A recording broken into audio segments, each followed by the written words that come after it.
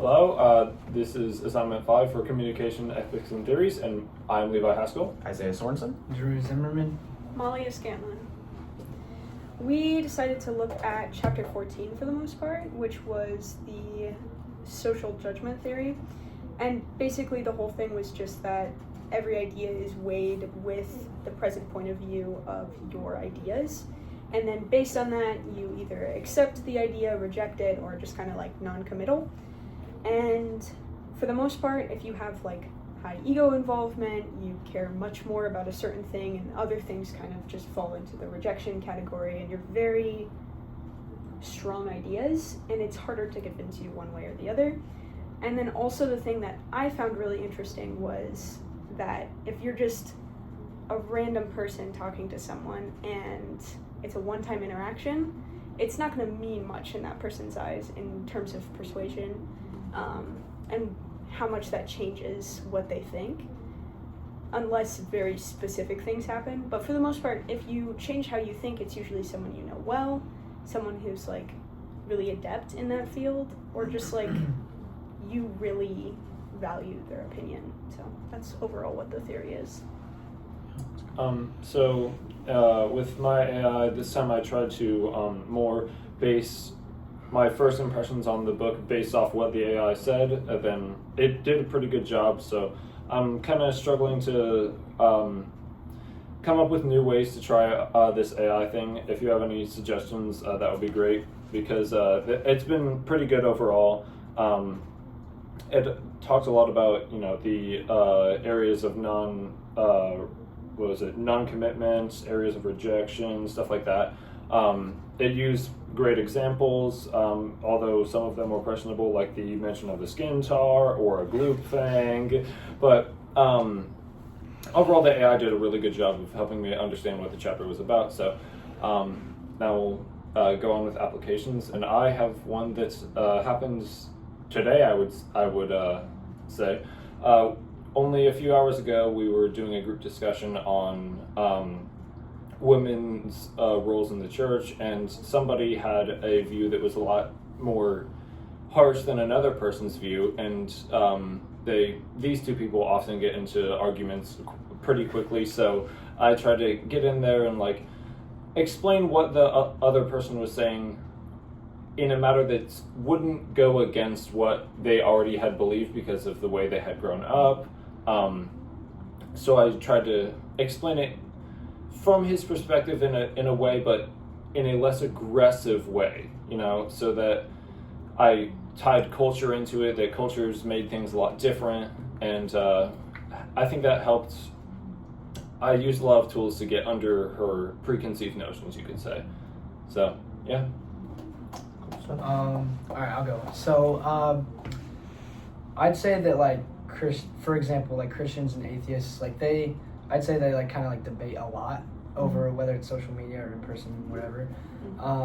But like if they're talking about their beliefs, so like obviously they have like their own bias, right? Like if the Christian person, they grew up in a Christian home, and then like an atheist, maybe their parents didn't really believe in all that stuff, so they already have their own opinions and views of it.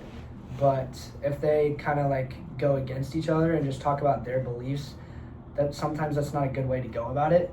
But instead, like asking like, what are you, like, how do you see that? How do you see this? Like asking them about their beliefs, and then kind of like taking your beliefs and putting that in an answer to their question is a better way to go about it, instead of just like kind of just telling them everything that you believe and just like shooting everything like that you believe out of your mouth to them, and it's like that just doesn't really help the situation, if that makes sense. So that's just a better way to go about it. Yeah, I think this chapter did a good job talking about preconceived notions and like the ideas that we have already, maybe if we don't realize we have them. And it can create very serious barriers when communicating. I mean, all you need to do is look on the internet, and Christians and atheists, there's a great example. If you watch a debate between a Christian and atheist, more often than not, it just ends in chaos. Because one person's trying to prove one point, one person's trying to prove another point. Both of them have different definitions of that point than the other person. And at the end, it's two dogs barking at a wall. Because Christians saying point A is true because point B is true, and then the atheist, for them, point B is actually point D. So now they hear point A is point D, and they go, oh, no, that's not true. It's just, we need to realize the preconceived notions. So in my case of reading the chapter, I actually chuckled because I sensed the trap before I fell into it, but I fell into it anyway because I saw the list of opinions on airfields, and immediately I was like, oh, this is a test, this is a trick, this is a game. But I read it and immediately made my own opinionated thoughts of it anyway, and then got to the end and the chapter was like, I bet you had super biased opinions on all of these. And I'm like, dang it, I walked right into that one. Shoot. But it's hard because, like, I have a lot of family members who are pilots. In fact, my grandfather, one of my uncles, my cousin, like, there's a lot of pilots in my family. So I'm reading through this list, and immediately I see things like airlines aren't willing to spend money on tight security. Meanwhile, I've got, a 15-minute rant from one of my cousins on working his way through airport security, and I'm like, right, sure. Well, then there are old pilots and bold pilots. There are no old, bold pilots. And then you have my grandpa who through a freaking thunderstorm and ended up dying, crashing his plane because he was trying to fly safely to the airfield, and the person in the tower was drunk and was giving him wrong weather readings. So he ended up crashing and dying and killing everyone in the plane.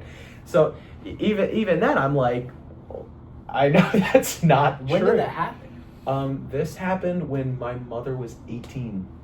Oh my goodness. Yeah. Jeez. It was brutal. It was my grandfather, and then 3 or 4 of his friends and their spouses. They'd all been coming from a business meeting. Happened in innocent. And to kill it, it was Christmas week. Oh my gosh. That's awful. So, yeah. So yeah, that's my end of the pilot story. But even that could lay into preconceived notions, because now if we're talking about airports or air security or whatnot, I have all these preconceived notions that none of you even knew about.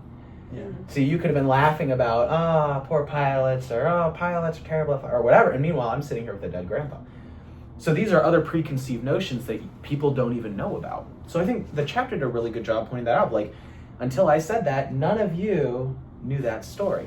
So what kind of preconceived notions could I have had that could have dramatically changed our topic on this discussion? So I think the chapter did a really solid job talking about that. Mm-hmm. Yeah. I would agree. Well, I guess that's that. Okay. See you later. Bye.